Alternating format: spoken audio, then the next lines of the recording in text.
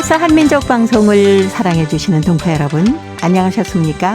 보고 싶은 얼굴, 그리운 목소리, 이소연입니다. 예전에 비 오는 날, 또 눈이 오는 날이면 버스 정류장에서 우산을 들고 누군가를 기다리는 모습 종종 볼 수 있었습니다. 언제 오나 하고 기다리면서 마중을 하는 풍경을 요즘은 근데 거의 볼 수가 없는 것 같아요. 아마도 휴대전화 때문이 아닐까 싶습니다. 어디쯤 오고 있다.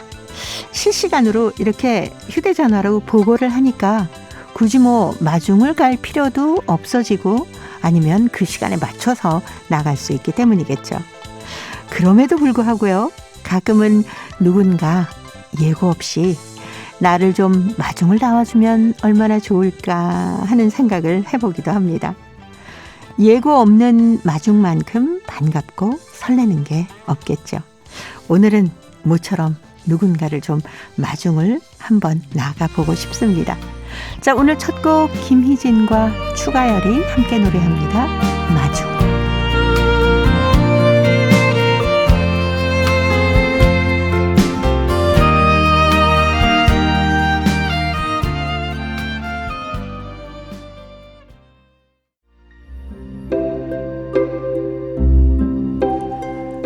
동포 여러분의 편지 사연으로 함께하는 시간 행복우체통입니다.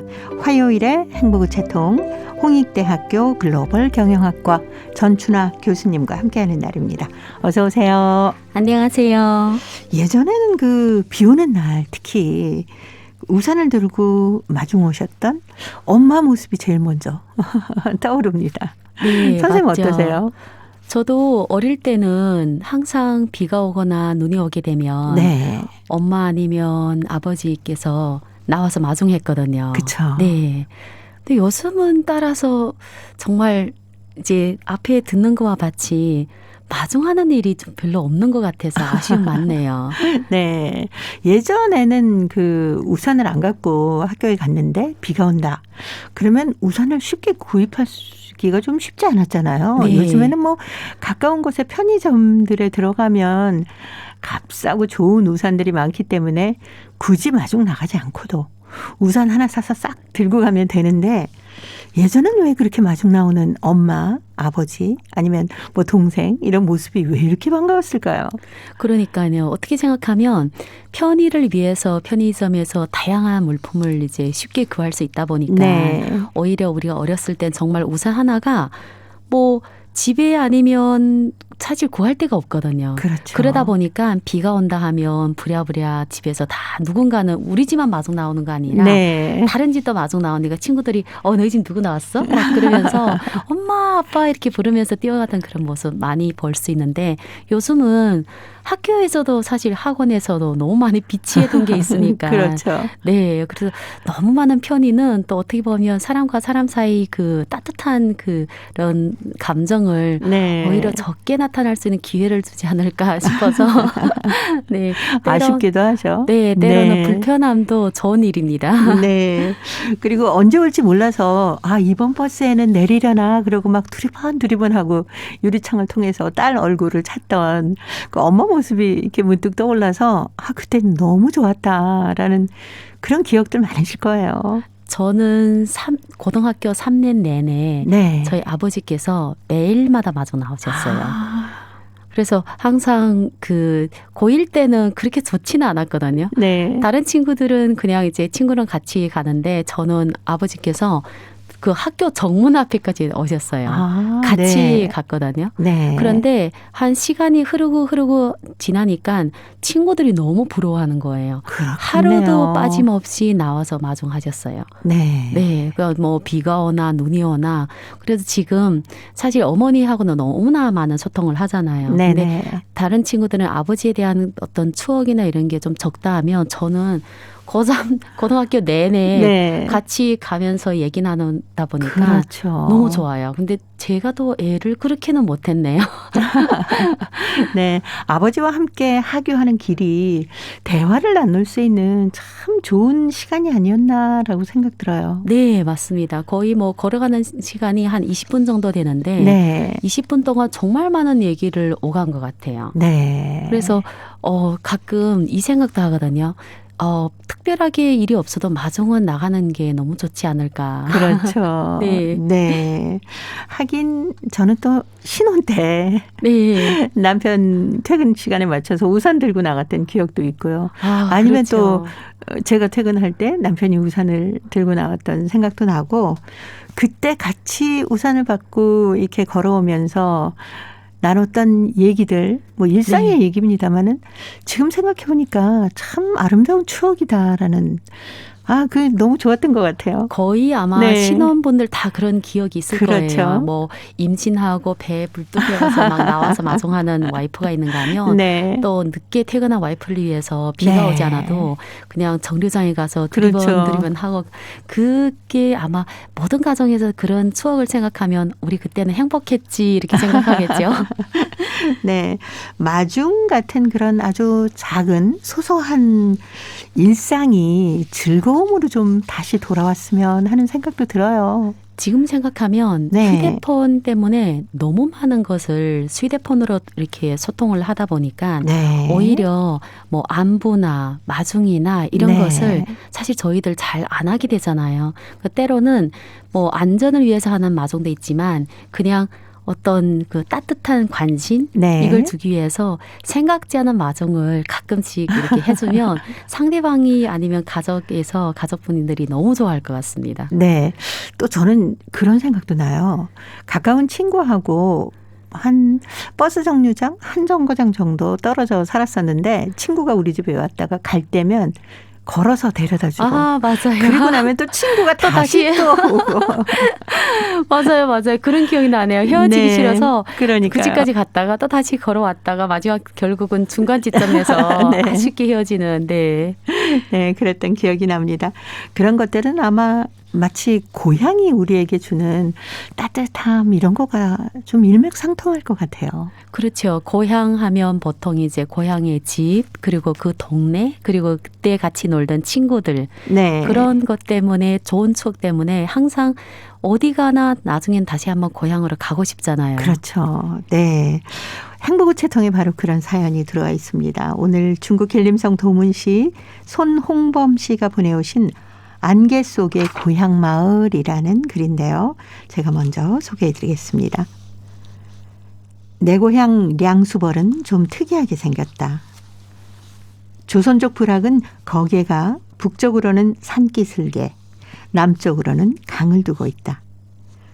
그런데 량수마을은 북쪽은 높이 쳐다보이는 언덕이고 언덕에 올라서면 넓은 벌이고 멀리 북쪽을 바라보면 그제야 산이 나타난다. 교원 사업을 할 때 유람으로 장백산 아래 첫 동네란 승선으로 간 적이 있는데 그곳 지형이 량수와 같았다.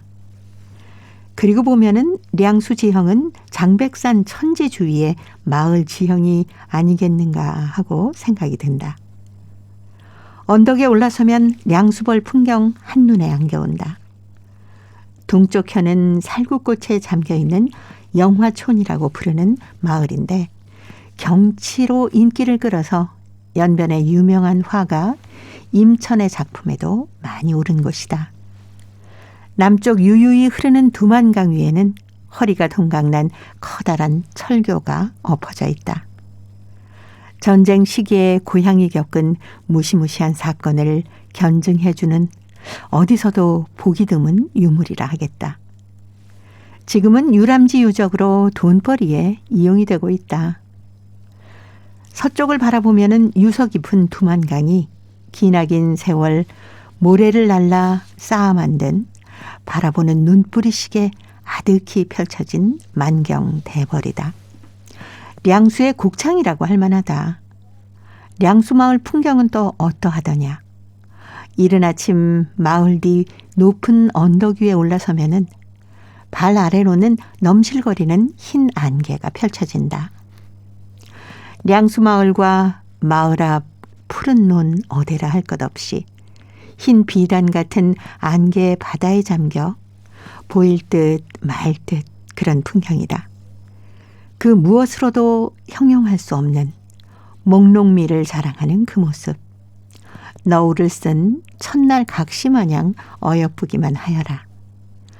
안개 속의 집집마다 울바자엔 나팔꽃이 피어나고 열콩이 주렁 열렸으리라. 뜨락마다 노란 호박꽃 피고 파란 오이 들이우고 푸른 파 이슬에 젖었으리.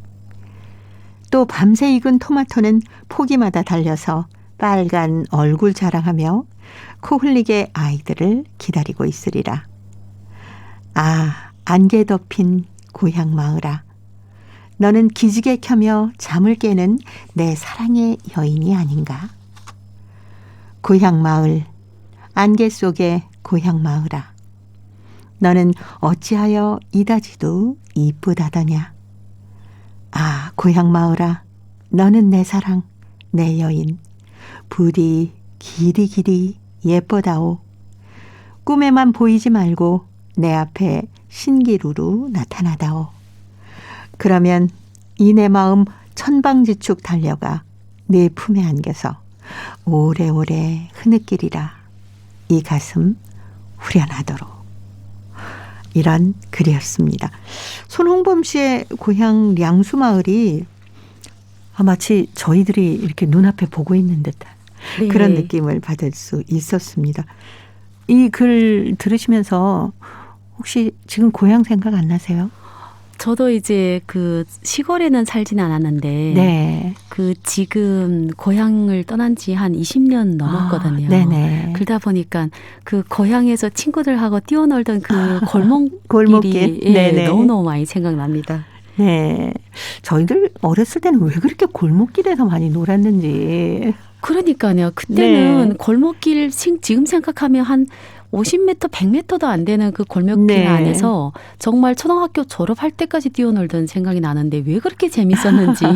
특별하게 저희는 장난감 이런 것도 없었잖아요. 그렇죠. 항상 바닥에다가 뭐 네. 나무로 이렇게 네, 그림을 그리고 네. 자치기 하고. 맞아요. 제기 하나를 가지고 온 동네 그 친구들이 가구는 한 10가구도 안 됐지만 네. 집집마다 2-3명 아이가 있으니까 너무 재밌던 기억이 많이 나서 이 글을 이제 읽는 동안 네. 고향을 한번 가보고 싶다.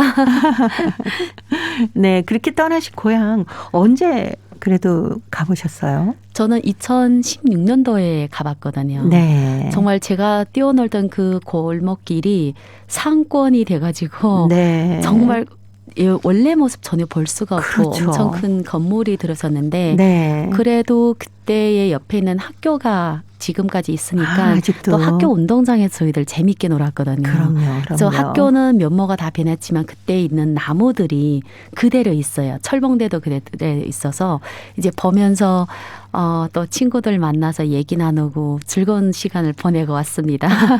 네. 근데 량수마을이 혹시 네. 어딘지 량수마을은 그 네. 도문시에서 네. 도문시 산하에 있는 그 진의 그 진이란 그 밑에 있는 마을인데 인구는 많지는 않아요. 네. 인구는 많지는 않은데 좀 그 마을 자체가 살짝 어떻게 보면 산 기슭에 있다 이런 네네. 느낌으로 크지는 않는데 아담하고 좋습니다. 저도 여기에 인구가 정확하게 몇 명 있는지 한번 찾아봤더니 네. 여기는 지금 거의 한 3,252명이 있다 이렇게 되어 있더라고요. 네. 요즘은 희한하게 막 큰 도시보다 작은 마을 그리고 시골이지만 도시하고 조금 가까이 있는 네네. 그리고 인구가 적은 마을이 그렇게 정겹고 그런 거에 살고 싶은 마음이 계속 생기다 보니까 찾아보니까 네. 너무 좋은 곳인 것 같아요. 네. 그 편지를 보내오신 손홍범 씨가 그 량수마을이 안개에 쫙 덮여 있는 모습을 그려주셨는데 정말 목롱미라고 하셨는데 눈앞에 보이는 것 같아요. 그렇죠. 네. 제가 이전에 그 18년도에 또 한 번 이제 시골에 내려간 적이 있는데 사실 그 시골은 그렇게 아름다운 시골은 아닌데 아침에 일어나니까 안개가 네. 네네. 이렇게 그 전체 시골을 어떻게 보면 덮었거든요. 네. 근데 희미하게 보이니까 시골이 고요하면서 어르신들이 많이 살고 있어서 또 시골이 깨끗해요. 그렇죠. 그래서 기회 되면 나도 나이 먹으면 이런 곳에 와서 살아야 되겠다. 네, 그런 생각 들어서 량수마을도 안개가 덮이면 너무나 고요하고 힐링될 것 같습니다. 그렇죠. 네. 아우, 뜰하게 노란 호박꽃이 피어 있고 파란 오이가 보이고 또 파란 파 이슬에 맺혀 있고 토마토가 포기마다 매달려서 빨간 얼굴로 코흘리게 아이들을 기다리고 있는 량수마을. 오늘 손홍범 씨 덕분에 아마 많은 분들이 고향의 모습을 그리면서 지금쯤 내 고향이 이 코로나 속에도 잘 있겠지라고 생각하실 것 같아요. 네, 그렇죠. 그리고 또 네. 지금 제가 동포사회에서 이제 가끔 이렇게 식사를 하고 뭐 포럼하고 끝나고 얘기 나누면 네. 연세가 있었을수록 그분들이 무슨 얘기를 많이 하는가 하면 나중에 우리가 양로원에 가지 말고 네. 고향으로 같이 단체로 내려가서 거기에서 자기 집에서 자가 양로하는 생활을 네네네. 즐기자. 근데 혼자 내려가기는 친구가 없잖아요.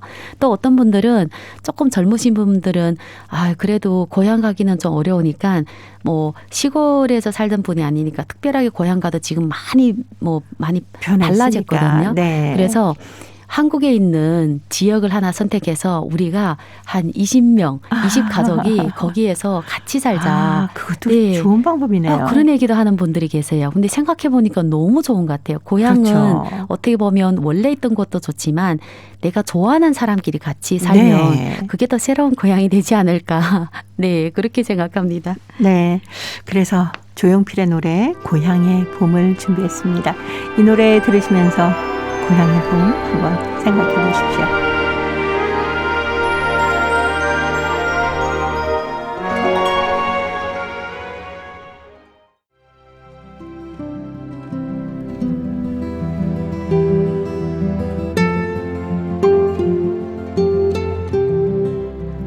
동포 여러분의 따뜻한 사연으로 아름다운 추억을 만들어 드립니다.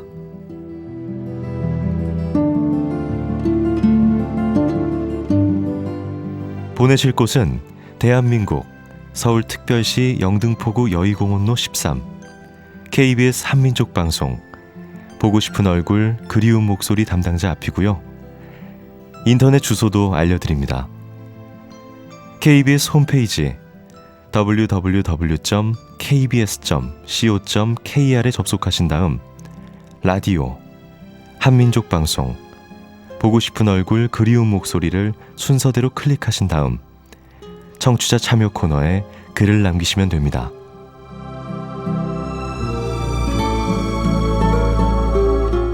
정다운 이야기와 아름다운 음악이 있는 보고 싶은 얼굴 그리운 목소리, 동포 여러분과 늘 함께하겠습니다. 화요일의 행복우체통 홍익대 글로벌 경영학과 전춘아 교수님과 함께하고 있습니다. 자, 이번 사연 중국 길림성 연길시 박동빈 씨가 보내오셨습니다. 130만 원이란 글인데요. 전춘아 교수님이 소개합니다. 해마다 나는 무슨 일로 하여 서울을 한두 번씩 가게 된다. 작년에도 무릎팍 연골 수술로 인해 몇 달을 서울에 머물러 있다가 왔다. 올해 역시 음력서를 신촌에 있는 아들 집에서 보내고는 별다른 일이 없자 또 아내를 따라 서울로 갔다. 이번에도 서울에 와서 그럭저럭 거의 한 달을 지내다 보니 무료하기 짝이 없었다. 친구들을 찾아 쉬운 일자리를 알아보았더니 마침내 서울 왕십리 대형마트 쓰레기장에서 쓰레기를 분류하는 일이 있었다. 이틀 건너 하루씩 쉬고 한 달에 20일만 출근하면 월급을 130만 원을 준다는 말에 나는 그만 귀가 솔깃하였던 것이다. 쓰레기 분류 작업이란 알고 보니 쉬운 것이 아니었다. 스티로폴, 플라스틱, 음식물 찌꺼기, 각종 병사리 등이 쉴 새 없이 마트에서 쓰레기장에 내려왔다.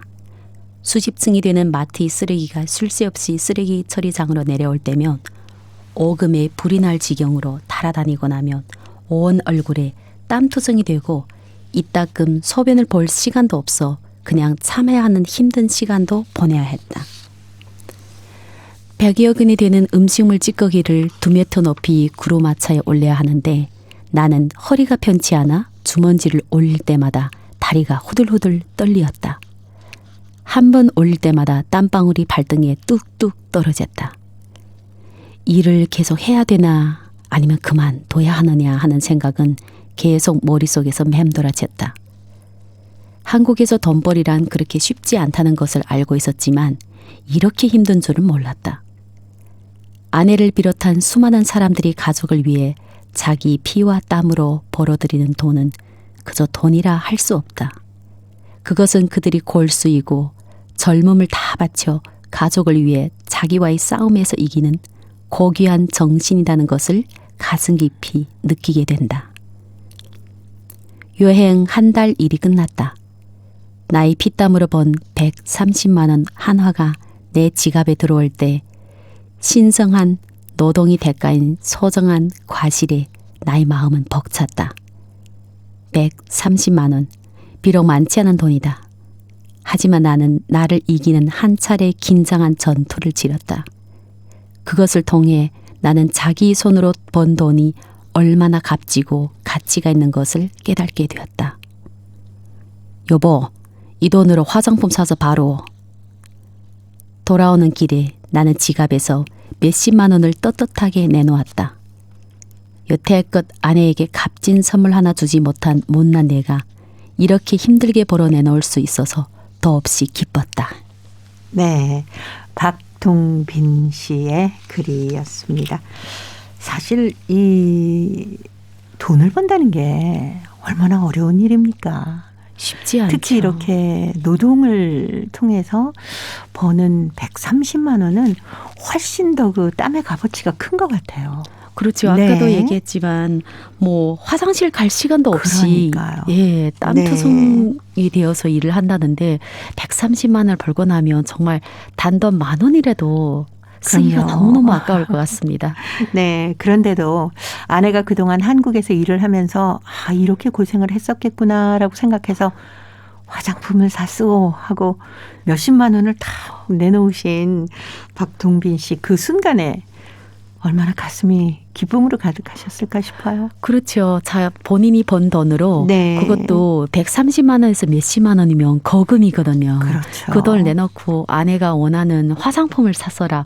사실 몇십만 원이면 최고급 화장품을 살 수가 있습니다. 너무 네. 뿌듯할 것 같습니다. 네. 사실 한국에 와서 일하시는 중국 동포분들 가족들을 위해서 힘든 일 마다 않고 정말 열심히 사시는 것 같아서 저는 뵐 때마다 참 감사하더라니까요. 저도 한국에 오기 전에는 네. 그냥 한국 가면 돈을 쉽게 번다고 이렇게 많이 착각을 하고 있었는데 막상 와서 친척들, 언니들 돈을 버는 걸 보고 와 정말 피땀으로 돈을 벌고 있구나. 물론 네. 이제 중국 동포들만 이렇게 버는 거 아니라 한국 분들도 네네. 마찬가지로 이렇게 벌지만 정말 돈을 번다는 거는 쉬운 일이 아니다는 것을 한국에 2007년도 처음 왔을 때 느꼈습니다. 그러면서 많은 반성을 하게 됐어요. 네. 고생해서 번 돈으로 가족들이 생활도 하시고 또 자식들 공부도 시키고 결혼도 시키고 아, 정말 열심히 사시는 우리 중국 동포들께 올 한 해 코로나 잘 이겨내시면서 건강하십시오라고 말씀드리고 싶네요. 네, 건강 관리를 잘 하면서 네. 행복했으면 좋겠습니다. 그렇죠. 박동빈 씨의 마음을 저희가 하수영의 노래에 담아서 아내분께 전해드리도록 하겠습니다. 아내에게 바치는 노래 들으면서 홍익대 글로벌 경영학과 전춘하 교수님과는 다음 주에 또 뵙도록 합니다. 고맙습니다. 감사합니다.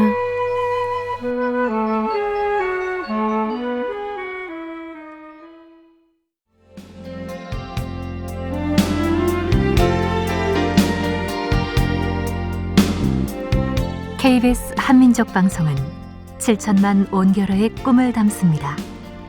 지구촌 곳곳으로 뻗어나간 한민족의 중심 채널 KBS 한민족 방송은 더 나은 미래를 위한 초석이 되고자 합니다. 여기는 대한민국 서울에서 보내드리는 KBS 한민족 방송입니다. KBS 한민족 방송 보고 싶은 얼굴 그리운 목소리 듣고 계십니다. 자, 이제 동포 통신원들과 전화를 연결해서 여러분 계신 곳에 새로운 소식을 듣습니다. 통신원 리포트인데요. 오늘은 중앙아시아 카자흐스탄과 러시아 사할린 지역의 소식 준비했습니다. 먼저 카자흐스탄의 김상욱 통신원 만나볼까요? 김상욱 통신원 안녕하셨습니까? 네, 안녕하세요. 반갑습니다. 예, 반갑습니다. 이 고려인 작곡가가 우리 고대사를 녹여낸 삼국의 왕자들 발레곡을 작곡했다면서요. 블라지미르 스트리고스키 카자흐 국립음악원 교수가 그 주인공인데요. 우리 지난 정월 대보름을 맞아서 동포 한글신문과 인터뷰에서요. 한 카자흐 수교 30주년인 올해에 자신의 이 발레곡을 무대에 올리고 싶다라는 소원이라고 이렇게 말을 했습니다. 네. 먼저 삼국의 왕자들이라는 작품은요. 카자흐스탄의 유명한 시인이자 작곡가인 두셴벡 나키포프가 한국의 우리의 그 고대사를 기초로 만든 대본에다가 블라지미르 교수가 곡을 붙인 발레 작품명입니다. 네. 작품 이름인데요. 네. 그 몇 년 전 카자흐 정부의 그 문화예술지원금을 받은 것이 계기가 되어가지고 그 작품에 몰입을 했고 그 결과 창작된 작품입니다. 이 박 교수는요, 이제 고려인 아버지하고 그리고 러시아인 어머니 사이에서 태어난 하프 코리안입니다. 47년생인데요. 네. 카자흐스탄에 태어났고 어린 시절에 이제 그 러시아인이셨던 그 어머니의 어떤 그 영향력 아래서 주로 자라게 되었습니다. 네. 어머니의 어떤 그래서 풍부한 어머니의 그 예술적 감수성 그리고 문학적 교양 이런 것들을 물려받아가지고 일찍부터 음악적 재능을 보여가지고요. 음악 학교를 또 졸업하고 작곡 전공으로 이제 카자흐 국립음악원에 입학을 했습니다. 네. 그러니까 뭐 사실 우리 그 박 교수님은 머리끝부터 어떻게 보면 발끝까지 사실상 러시아인으로 자랐고 러시아인이었습니다. 네. 그러나 대학 입학과 함께요. 자신이 그 전까지는 한 번도 본 적도 만나본 적도 없는 그 동포 그러니까 고려인이라는 존재를 대학 입학 후에 친구를 통해서 알게 되고 아주 큰 충격에 빠졌다고 합니다. 네. 그러니까 고려인 친구 마릭이라는 고려인 친구로부터 우리 민족의 역사와 또 전통 문화에 대해서 듣고 배우면서 고려인 정체성을 조금씩 찾아가기 시작했다고 합니다. 그래서 이 박 교수님이 대학 졸업 후에 스스로 고려극장을 찾아가서 음악 감독으로서 또 첫 사회생활을 시작하게 됐고요. 이후 그의 모든 이제 삶이 고려인으로서 또 눈떠가는 그런 과정이었습니다.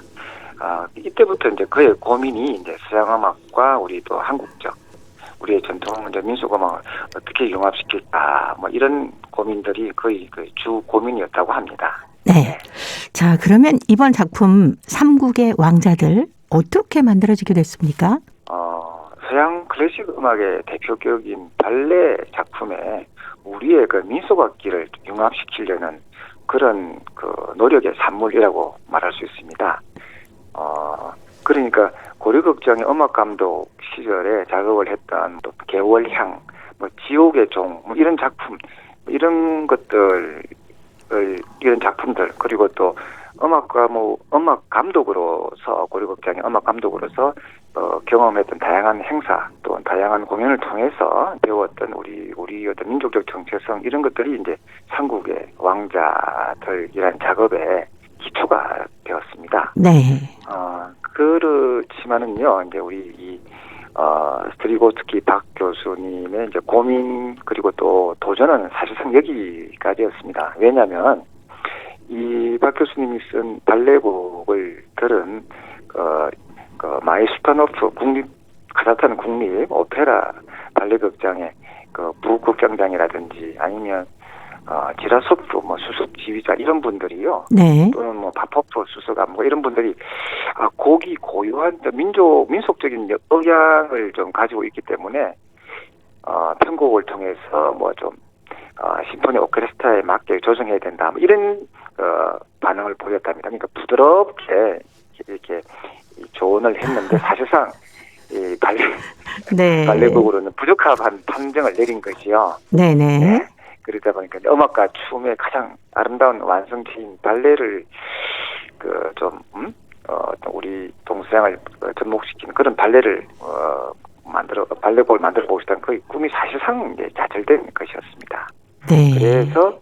그래서 이제 이 스리고스키 박 교수님은 이제 한국에 있는 우리 모국 동포들은 과연 나의 곡을 어떻게 생각하고 또 이 우리 동포들은 내 곡이 어떻게 동포들에게는 어떻게 들리는지 무척 지금 궁금하다고 합니다. 네. 그래서 네네. 예, 이제 아버지의 조국인 한국 땅을 한번 보고 싶다라는 또 그 사실상 그런 소원도 이 발레곡을 무대에 올리고 싶은 그 소원보다 먼저 네. 한국 땅 한번 밟아보는 그의 소원이 좀 실현되었으면 하는 바람이고요. 네네. 그리고 이제 끝으로 우리 박 교수님의 이제 이 음악적 소망들이 이제 올해 또 이루어졌으면 하는 기대를 한번 해봅니다. 네. 저도 이 작품을 지금 말씀으로만 들었습니다만은 너무도 한국적이기 때문에 조금 러시아에서의 공연이 힘들다라는 느낌이 아니었을까라는 생각도 들고요. 어쩌면 그런 것이 한류의 영향이고 또 우리의 고유의 것을 보여줄 수 있는 가장 좋은 자리가 아닌가라는 생각이 들어서 저는 완전히 찬성표를 보내드리고 싶거든요. 네, 가까운 시일 안에 우리 박 교수님의 꿈이 꼭 이루어졌으면 좋겠습니다. 오늘 소식 잘 들었습니다. 네, 감사합니다. 네, 고맙습니다. 카자흐스탄의 김상욱 통신원이었습니다. 이어서 러시아 사할린으로 갑니다. 배순신 통신원 만나봅니다. 배순신 통신원 안녕하셨습니까? 네, 안녕하세요. 반갑습니다. 네, 반갑습니다. 주 유즈노 살린스크 한국 영사 출장소에 곽기동 소장의 임기가 끝난다고 하고 또 이번에 새로운 소장이 오신다면서요. 주 유즈노 한국 영사 출장소 곽기동 소장의 임기가 끝나 지난 2월 21일부로 주 유즈노 한국 영사 출장소에 새 소장으로 한국 외교부 해외안전지킴센터의 박상태 팀장이 부임되었습니다. 신임 소장은 1995년에 한국 외교부에 입부하고 주 블라디보스토크 대한민국 중영사관 영사, 주 산트페테르부르크 대한민국 중영사관 영사, 주 노르웨이 대한민국 대사관 소기관, 주 투르크메니스탄 대사관 소기관, 주 PD 대사관 소기관, 한국 외교부 팀장 등 역임한 바가 있습니다. 박상태 소장은 모스크바에서 연수한 적도 있고 러시아에서 장기간 활동하여 많은 경험을 쌓았고 러시아어 소통이 가능하다고 전해졌습니다. 네, 오늘 사할린 소식 여기까지 듣겠습니다. 배순신 통신원이었습니다. 소식 잘 들었습니다. 네, 감사합니다. 네, 그동안 주 유즈노 살린스크시 한국 영사 출장소 곽기동 소장님의 임기가 끝나고요. 새롭게 한국 외교부 해외안전지킴센터의 박상태 팀장이 새로 부임을 하셨다고 합니다. 주 블라디보스토크 대한민국 총영사관 영사도 지내셨고 주 상트페테르부르크 대한민국 총영사관에서 영사도 지내셨고요. 그리고 모스크바에서 연수를 하셨고 또 러시아에서 장기간 활동하면서 많은 경험을 쌓으신 분이 러시아어 소통까지 가능하다고 하시니까요. 우리 동포들을 위해서 애 많이 쓰시리라 생각합니다. 자, 이제 퀴즈를 통해서 대한민국의 역사와 문화까지 배울 수 있는 퀴즈 한마당 보내드립니다. 동포 여러분과 퀴즈로 하나 되는 시간. 퀴즈 한마당. 이 꽃은 안 돼. 왜 안 되는데? 나 할 거야.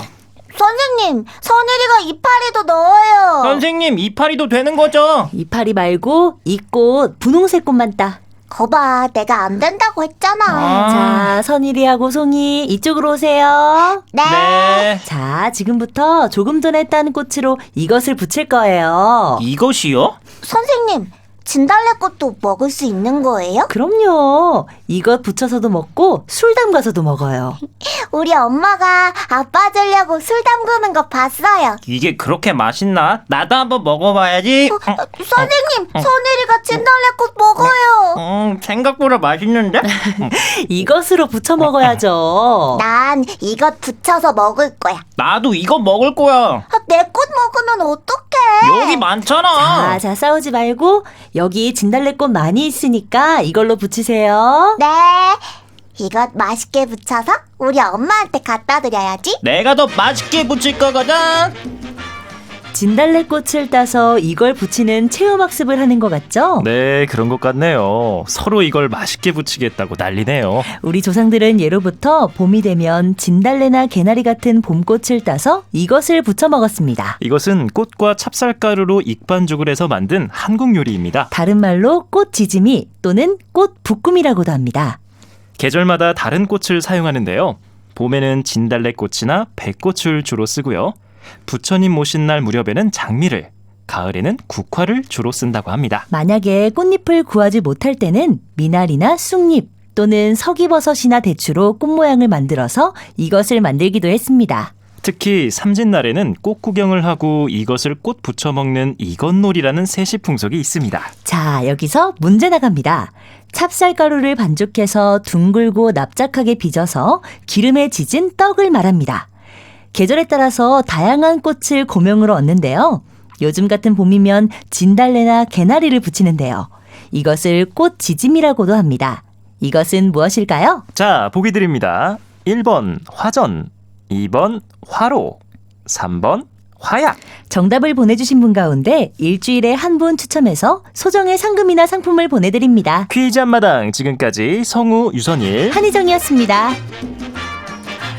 저도 예전에는 봄이면 진달래꽃을 따다가 이것을 부쳐 먹곤 했습니다. 근데 요즘에는요, 게으른 탓이겠죠. 잘 안 하게 되더라니까요. 이것은 꽃을 따서 만들기 때문에 먹는 재미도 있지만 눈으로 보는 즐거움이 아주 큽니다. 아이들과 진달래를 따다가 이것을 붙여보는 것도 봄을 즐기는 색다른 방법이 아닐까 싶습니다. 동포 여러분께서도 아마 봄이면 이것을 많이 만들어서 드실 것 같아요. 이것 놀이에 대한 추억 행복우체통에 보내주시기 바랍니다. 정답은 KBS 홈페이지에 접속하신 다음에 라디오 한민족방송 보고 싶은 얼굴 그리운 목소리를 순서대로 누르시면은 청취자 참여란이 있습니다. 여기에 정답도 적어주시고 또 행복우체통에 사연도 가득히 채워주시기 바랍니다.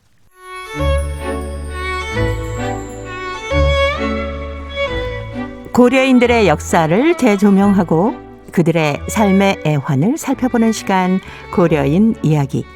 사단법인 고려인마을 역사유물전시관의 김병학 관장님 전화 연결해서 만나보도록 하겠습니다.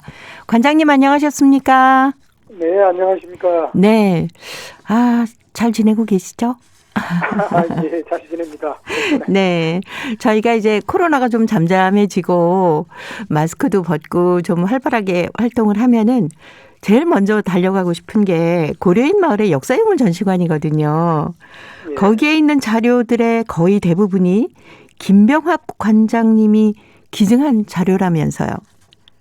예, 제가 카자흐스탄에 살면서 거기서 수집했던 자료들을 2016년 말에 가지고 귀국을 했습니다. 그래가지고 제가 가지고 온 이 고려인 관련 자료와 유물을 바탕으로 작년에 2021년 5월 20일 세계인의 날 맞이해서 고려인 역사유물 전시관이 개원했고요. 그건 뭐 제가 가져온 자료로 이렇게 구성이 되어 있습니다. 네네. 그 자료 중에는 국가 지정 기록물로 지정이 된 자료도 있다고 하는데 어떤 것들인지 자세히 좀 소개해 주십시오. 예, 먼저 국가 지정 기록물 제도에 대해서 잠깐 말씀을 드려야 되겠는데요. 네네. 국가 지정 기록물 제도라는 것은 민간이 생산한 기록물 자료 중에서, 그러니까 서적이나 육필원고나 사진 같은 게 해당되겠죠. 그 기록물 자료 중에서 국가적으로 보존 가치가 있다고 판단된 자료들을 지정물로 정해가지고 체계적인 이런 보존 그리고 전시를 이렇게 지원하는 그런 제도입니다. 그래서 1호로 지정된 게 유진호의 재헌헌법 초고고요. 네네. 이제 3호로 지정된 게 이승만 대통령 기록물, 그리고 그 뒤로 조선말 근사점 편찬 원고 이런 식으로 순으로 이어갑니다. 그런데 우리가 소장하고 있는 고려인 모국어 문화예술 기록물 23권이 2020년 1월에 국가 지정 기록물 13호로 등재가 됐습니다. 네. 그래서 그것은 고려인들이 생산한 모국어 기록물을 우리나라가 국가적 차원에서 인정했다는 측면에서 대단히 이렇게 가치 있는 일이죠. 그래서 우리는 국가 지정 기록물 전시실을 따로 별도로 이렇게 운영하고 있습니다. 네네. 그런데 그 귀한 기록물 자료들이 보존 상태가 어떻습니까? 예, 늘 저는 그것이 고민입니다. 네. 당시에 그 연해주 지역이나 강제주 이후에 고려인들이 생산한 기록물들인데 당시에 종이질이 한지도 아니고 그 질이 좋지 않은 이 갱지에 이렇게 기록을 했기 때문에 네. 그게 세월이 지나니까 아주 그냥 부식과 훼손이 심해져서 굉장히 이게 그 보존 문제가 어려웠습니다. 그래서 저 지금도 그것의 보존 방안 그리고 이걸 복원하는 방안을 가지고 늘 지금 고민하고 있고 새로운 방안을 지금 찾고 있습니다. 네네. 그게 어느 정도나 되나요? 그 상태가 좋지 않아서 보존하기가 좀 힘들다. 복원해야 되겠다 하는 게요. 그걸 제가 정확히 지금 숫자로 매기지도 않았고 이게 정확한 이 과학적인 기준도 없어서 네. 저는 또 그 점도 잘 몰라서 저희 그냥 눈대중으로 대충 확인하고 있는데 아무튼 그 육필 원고들은 상당히 많은 수가 이렇게 훼손의 우려가 있고요. 보존 상태가 어렵고 이제 일부 사진이나 또 오래된 그 신문이나 이런 경우들이 시급히 복원을 요하는 그런 자료들입니다. 네. 근데 그 기록물 일부가 최근에 복원이나 복제하는데 성공을 했다라고 하는데 어떻게 돼 있나요? 예, 그것은 이제 우리가 소장하고 있는 자료가 국가 지정 기록물 13호로 지정된 게 있는데 네. 이제 그거 아마 그것 덕분에 국가기록원에서 보존에 대한 이것을 지원을 하라는 이 요강이 나와서 지원을 했는데 신청을 냈는데 네. 거기에 이제 선정이 돼서 그 비교적 국가 지정 기록물로 지정된 원고 중에서 비교적 훼손이 심한 3권을 작년에 국가기록원에 맡겨가지고 한 반년 가까이 복원 절차를 거쳐서 작년 12월 말에 최종적으로 이미 복원과 복제가 된 자료를 다시 인수해 왔습니다. 네. 어떤 것들을 하셨습니까? 예, 그게 이제 올해가 고려극장, 고려인들이 이 모국어로 연기하는 전문 연극극장은 가장 세계에서 오래된 고려극장. 이 극장이 올해 창립 90주년이 됐는데 네. 극장이 창립된 지 3년 만에 김혜운이라는 작가가 연해주 블라디보스톡에서 썼던 그 동북선이라는 굉장히 유명한 그리고 장편인 그 희곡 작품이 있는데 그 작품과 또 이분이 강제주 이후에 우즈베키스탄 타슈켄트에서 타슈켄트 조선극장을 건립해가지고 거기서 1948년에 쓴 생활이라는 희곡 작품 그리고 또 하나는 1945년에 이분의 신상에 대해서는 알려지지 않았는데 리 알렉산드르라는 사람이 전명진이라는 그 고려극장 배우의 요청을 받고 1944년 9월부터 1945년 4월까지 아주 긴 시간에 걸쳐서 그때까지 남아있던 고려인들의 이 모국어 가요를 모조리 수집해서 필사해준 리 알렉산드르 창가집 1945년에 나왔죠. 네. 그것 3권을 이렇게 복원 복제를 했습니다. 네. 이렇게 훼손된 자료들을 복원 복제하는 것도 뭐 다시 만드는 것 못지않게 굉장히 힘든 작업이라면서요. 예, 저도 그것에 대해서는 정확히 몰랐는데 네. 국가기록원에서 그거 복원 복제하는 그 과정이나 내용 이야기를 들어보니까 굉장히 많은 시간과 공력을 요하는 그리고 체력을 요하는 네. 그런 작업이더라고요. 그래서 참 저는 이번에 대단히 이걸 복원 복제해준 국가기록원에 감사를 드리고 지금 남아있는 그 자료들도 시급히 어떤 방안을 찾아서 보존할 수 있는, 복원해서 보존할 수 있는 그런 방안을 좀 찾고 있습니다. 네. 그 복원하는 과정을 좀 직접 보셨습니까? 저는 이제 그 자료를 그 복원을 하기 위해서 이렇게 맡기러 갔을 때와 또 이제 네. 그 인수하러 갔을 때만 가서 봤는데 네네. 그때 이제 그 기록원에서 그 복원에만 그 참여하는 인력들이 많이 있었고요. 예. 그 주로 제가 그 봤던 것은 우리나라의 한지로 쓰인 옛날에 그 한자나 뭐 한글로 그 붓으로 쓰인 그 오래된 작품 그 기록들. 네. 그런 기록물들을 그 일일이 한 장 한 장을 아주 세심하게 그 제가 표현을 못 하겠습니다. 그 하는 과정들을 보니까 이게 정말 그 간단한 과정이 아니구나 하는 것을 제가 느꼈습니다. 네네. 그 김혜운 작가에 대해서는 저희가 이 시간에 소개를 해드렸습니다마는 잘 모르시는 분들을 위해서 김혜운 작가가 어떤 분인지 간략하게 좀 소개해 주세요. 예. 김혜운 작가는 고려 극장, 그러니까 1932년 9월 9일 블라디보스톡에서 창립된 세계 최초의 우리 한민족 극장인 고려 극장의 1세대 극작가로 활약을 했습니다. 그런데 김혜운은 탁월한 극작가일 뿐이 아니라 연출가이기도 했고 배우이기도 했고 이 세 가지 모두에 이렇게 탁월했던 그 만능 재능인으로 네. 이 고려극장 그리고 강제주 이후에는 타슈켄트 조선극장 그리고 그 조선극장이 문을 닫으니까 1950년에 사할린으로 건너가서 사할린 조선극장까지 중흥시킨 이 우리 극장 역사의 가장 이렇게 대표적인 이런 탁월한 1세대 작가라고 할 수 있죠. 네. 동북서는 그럼 어떤 작품입니까? 동북서는 1935년 봄에 이분이 창작을 해가지고 그해 5월 11일에 연극무대에 올랐는데 아주 그 격렬한 항일 노동이고 그러니까 항일 노동운동을 다루는 이 곡인데 당시에 일본은 만주하고 연해주 침략을 노리고 우리나라 청진에서 웅기에 이르는 동북쪽으로는 긴 이 간선 철도를 이렇게 부설하게 되는데 그때 우리 조선 노동자들이 대거 투입돼가지고 굉장히 그 열악한 환경에서 혹사당한 과정이 그려지는데 거기서 이 노동자들이 깨어나서 이 일제에 저항하고 거기에 항거하는 장면을 다룬 그 탁월한 작품으로 그것은 그 뒤로도 두고두고 강제주 이후에도 그리고 나중에 사할린에서까지 수차례 공연된 아주 유명한 그 고려인들의 대표적인 이 곡 중 하나입니다. 네네. 자, 이렇게 복원 복제된 작품들을 저희가 언제쯤이면 좀 볼 수 있을까요? 여기는 그 원본은 지금 보관을 위해서 수장고에 넣어뒀고요. 네. 복제품은 지금 진열해서 전시를 하고 있습니다. 그래서 네. 보시면 언제든지 보실 수 있습니다. 네, 알겠습니다. 자, 오늘은 고려인 기록물 중에 복원 복제된 작품들에 대한 얘기를 살펴봤습니다. 오늘도 사단법인 고려인 마을 역사유물 전시관의 김병학 관장님과 전화 연결해서 말씀 나눴습니다. 다음 주에 또 뵙겠습니다. 네, 감사합니다. 네, 고맙습니다. 한돌이 불러주는 조율 들으면서 저도 인사드립니다.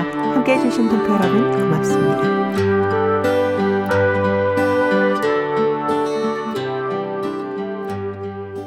담